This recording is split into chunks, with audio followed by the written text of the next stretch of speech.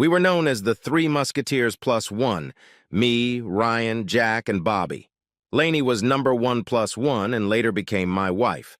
Our gang came about through coincidence.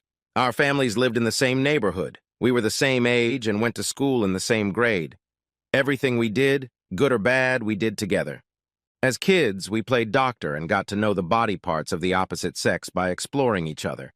Our explorations were limited to brief touches because our parents threatened eternal damnation if we had premarital sex. When we dated girls in high school, we compared impressions of our accomplishments, except when we dated Lainey. Of course, we lied about our successes. We were known as practical jokers. Just a few examples. The principal's car was covered in toilet paper. Our old algebra teacher, a hag, was superglued to her chair. At graduation, we snuck into the school ahead of time and built a 6-foot-high wall of concrete blocks in the main school hallway. This last prank almost prevented me from graduating from high school, as I was the only one with construction skills. Too many examples for a short story to cite. Jack and Bobby went off to college. Lainey went to beauty school, and I went to a trade school for drafting and construction. I wanted to work with my dad in the construction business. He was the foreman of the owner's crew, Ben Stone. His duties were to evaluate potential jobs, prepare bids, and make sure the right materials were delivered to the sites on time. If a project was behind schedule, he stepped in wherever necessary. It was a job I wanted to eventually take over. I just didn't realize it would be so soon. My father died in a workplace accident about 2 years after I started working with him. My mom left me for another man years ago. I was left to fend for myself and was used to taking care of my own needs and the house. Mr. Stone called me and asked if I would take the foreman's job. But I was not sure and could not make up my mind, thinking myself too inexperienced. I doubted whether the brigade would follow my instructions. Mr. Stone said that he and Master Max had discussed it and that they trusted me. He said he felt my loyalty and was sure that by talking to the crew he could convince them to let me try it. Fortunately, the guys gave me some leeway until I got the hang of it. As for 3+1, we knew it was likely that one of us would marry Lainey. It just so happened to be me. She graduated from beauty school and started working at her aunt's salon. The fact that there were only 2 of the 3+1s in town made our marriage almost inevitable. Jack dropped out of college and came back to town a few years later. I found him a job on our construction crew. Bobby got injured playing soccer and dropped out of college when he was told he could never play again. He came back shortly after Jack and found a decent job in a factory. Both soon found girlfriends with whom they began serious relationships. Neither one was from around here. Soon our old company was revived and Bobby and Jack's wives joined in. They were told of our mischief and were soon persuaded to take part in our merrymaking, though they were not very enthusiastic about it. After a few years of mischief together, I matured. My version of the reason I became less inclined to fool around, while the others continued to do so. The final summation of all this was summed up by our trip to the Bahamas together. The resort we arrived at had a nudist beach. Lainey, Jack, and Bobby got us sufficient alcohol and whipped us up until we, all 6 of us, were naked. Everyone noted how our bodies had changed over the years. Jack and Bobby's wives were very embarrassed at first, as they had not been participants in our past sexual explorations. But once they saw the ease with which we approached it, they relaxed. I can't say that this scene had no effect on us at all. All of us guys got and kept getting involuntary erections the whole time because it was the first time we had seen our new wives in the flesh, and it had been a long time since they had seen a naked Lainey. Her body had changed, especially the size of her breasts.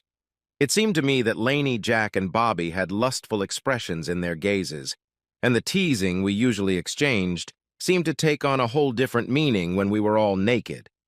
Jack and Bobby's wives refused to get involved except to take off their swimsuits. That evening at dinner, Lainey, Jack, and Bobby exchanged sexual innuendos at every opportunity. I told them, "One of these days you're all going to get so drunk, or you'll be stupid enough to go so far that our friendship will be ruined, if not completely destroyed." My comment was rejected by all 3. However, when my gaze fell on Lainey, I saw a different reaction. Having known her most of her life, and being a good poker player, I saw some kind of idea forming in her head. She was going to use my warning about the dangers of nude pampering to pull a new prank. I had a pretty good idea of what it would probably turn into. It was Friday night, and a couple weeks later, I was sent a video. It showed Lainey sleeping with Jack while Bobby takes her from behind. Then they switch places. The video looked edited and didn't last very long. At the end of the video, they begged me to join them next time. Jack and Bobby promised that their wives would get in on it too. Later that Friday night, Lainey, Jack, and Bobby had a long laugh about what they assumed Ryan's reaction would be. As soon as Lainey received confirmation that her husband had reviewed the email and the attached video, she and the guys headed to her and Ryan's house. They could barely contain their laughter. Lainey was happy to see Ryan's car still parked in the driveway. Good thing he hadn't done anything stupid like go get drunk. They opened the door, still giggling at what they thought was the best joke of their lives. Opening the door, Lainey started calling out for Ryan. "Ryan, we're home! We have another video we want to show you. Come on out! Don't be such a pain in the ass." No response. "He's probably sulking somewhere. I'll go find him." Lainey looked around but didn't see anything unusual. She entered his office and noticed his laptop was missing. Their safe was open. All the money was gone along with Ryan's passport. "Oh, shit!" She ran upstairs screaming Ryan's name. Ryan's toiletries and some of his summer clothes were gone too. On his dressing table was a note and his wedding ring. The note said, "Now you guys can have each other all you want." Lainey went downstairs and told Jack and Bobby about it. They grimaced, but then Bobby laughed. "That asshole figured it out. Now he's played a joke on us." All three of them laughed amicably. They were sure he had. Jack offered to send another video just in case, showing how the action was staged in the first video. Although doubts were once again swarming in the minds of the trio, they still found it hard to believe that something really bad could happen. Almost simultaneously, Jack and Bobby's cell phones rang. It was their wives. Their words were almost identical. "I just got a copy of the video from Ryan. Don't bother coming home. I'll see a lawyer on Monday. You're going to regret this." Jack and Bobby asked Lainey to make a copy of the second video to show their wives that it was just a joke. They then hurried home, promising to call each other and let each other know how it went. A few hours later, both reported that the second video didn't really change their wives' attitudes as much as they had hoped. The wives said they would still file the divorce papers, but would hold off until they calmed down. They wanted to talk to Ryan one more time before deciding what to do. Both husbands had to promise to stop the shenanigans. From now on, in the absence of their wives, they were forbidden to be around Lainey. Lainey sent Ryan a copy of the second video as soon as she could. In her email, as further proof that the first video was fake, she wrote, "You know I couldn't be cruel enough to actually have sex with our best friends, right?" A few hours later, she started calling relatives and co-workers to see if they had Ryan. She called his favorite bar as well, but no one had seen him or knew where he was. She waited and worried. Monday came. Jack called early Monday morning. "Lainey, Ryan didn't show up for work this morning. I asked about him at the office and was told he quit. When Mr. Stone came out of the office, he was angry. He told me that Ryan told him about the video when he quit. Mr. Stone told me that the only reason I still had a job was because Ryan's sudden departure left him without the right employee, and he couldn't afford to lose me too, at least not yet. Damn it, Lainey, you have to do something. I can't afford to lose this job." Lainey thought she was on good enough terms with Mr. Stone to talk to him in person. He was the only one who had spoken to Ryan since the first video was sent. He had a grim look on his face when Lainey walked in. "Thank you so much, Lainey. You managed to ruin my business. I hope you and the boys enjoyed your threesome."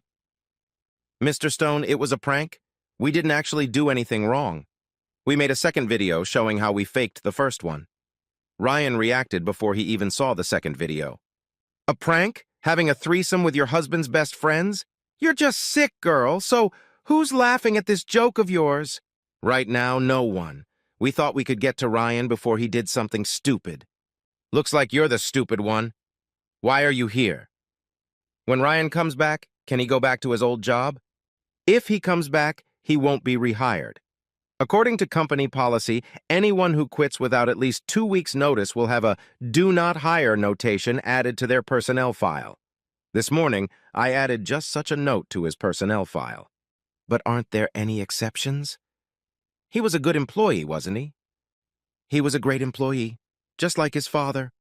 The only way he could have come back is if one of the partners wanted him back. Partners? I thought you were the sole owner.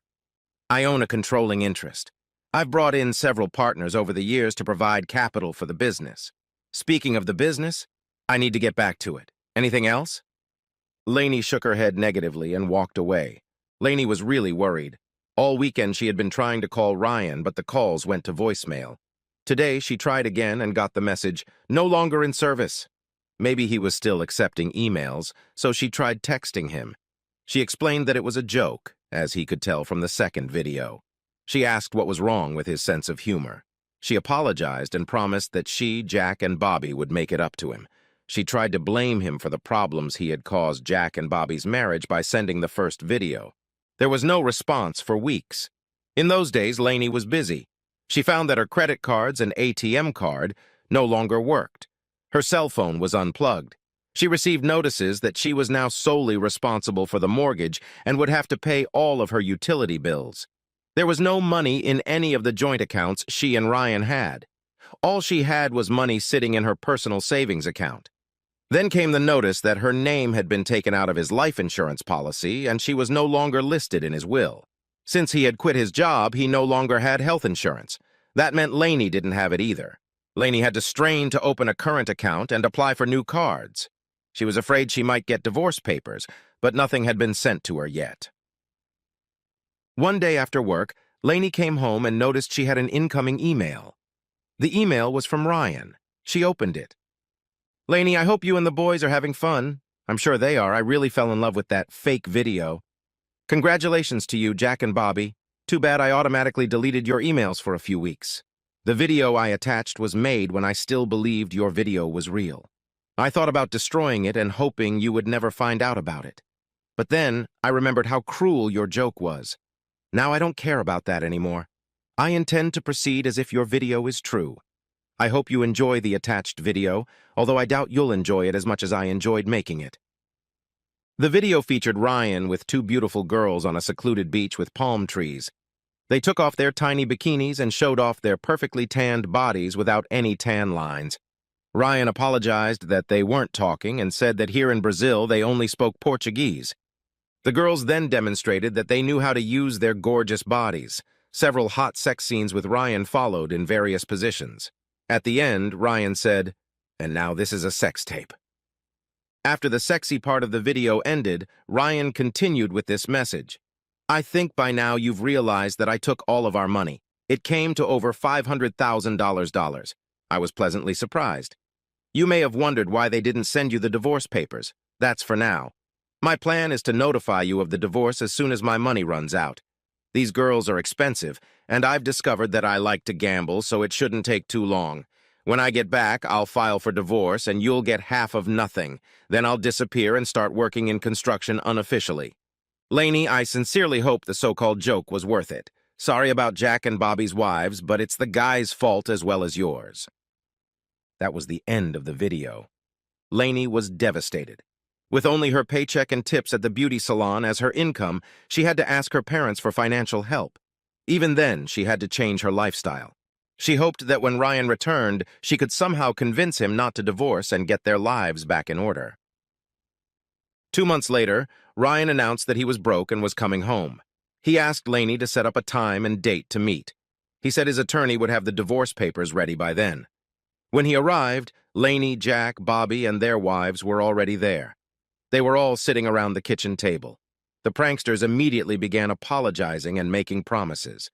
It took a few minutes before they fell silent and waited to see what Ryan had to say. "I caught the look in Lainey's eyes right after I warned against the danger of you all actually having sex. I was sure she was plotting a sexually explicit prank involving you. I recorded conversations in the house and on her phone. I hacked into her email account. I knew about your conspiracy from the beginning. I was busy planning my response as soon as you pulled your plot. I let your wives in on my secret." The video surprised me a little, but after our time together at the nude beach, seeing you naked in the same room wasn't a complete surprise. Your simulated sexual acts were somewhat believable. When I received the video, I immediately set about executing my plan. I arranged for you to forfeit all of my maintenance payments. I then traveled to Florida to visit my grandparents in a nursing home. Lainey, do you remember what my grandfather did for a living? Lainey thought for a second. He was a filmmaker. She seemed to be starting to realize. He thinks your video was amateurish at best. My grandfather was a pioneer in special effects video. I think they call it deepfakes. When I asked him what he thought of this video, he said that your so-called fake video was only partially fake. That was the first thing he explained to me. From the looks on Lainey and the guys' faces, Ryan realized he was right. Ryan, we're so sorry. We didn't want to do this. Once we started, everything seemed to take on a life of its own. It'll never happen again. You got your revenge by having sex with 2 girls. You did the same thing we did, so we're even. This was supposed to be a joke, don't you see? I see that my prediction came true. There's a difference between your sense of humor and having common sense. You all should have known that what you were planning was too reckless. Now on to the second thing my grandfather helped me with. After he told me about the first video, I asked him if he could do better. He even took offense at my disbelief in him. The video you saw of me having sex is how a real fake is made. Someone was having sex with those 2 girls from Florida, but it wasn't me. I thought you'd notice the difference in the bodies. It took the girls a while to find a man from their escort business, with a body build similar to mine. Then he had to gain weight in a short time to get close to my figures. Grandpa told me not to worry. Most husbands and wives usually don't pay much attention to the small details of their spouse's body unless there is a tattoo or birthmark on it.